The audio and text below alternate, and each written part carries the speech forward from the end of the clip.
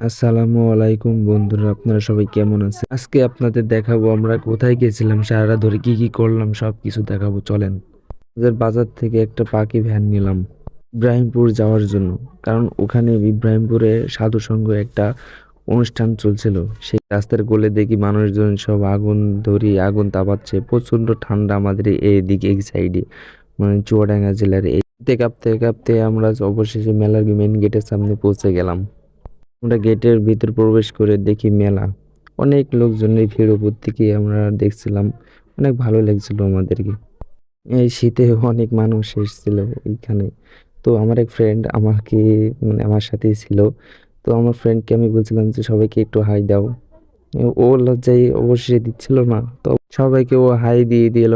এখানে অনেক লোকজনই এসেছিল। তো আমি আমার ফ্রেন্ড গেলাম মেলার দিকে।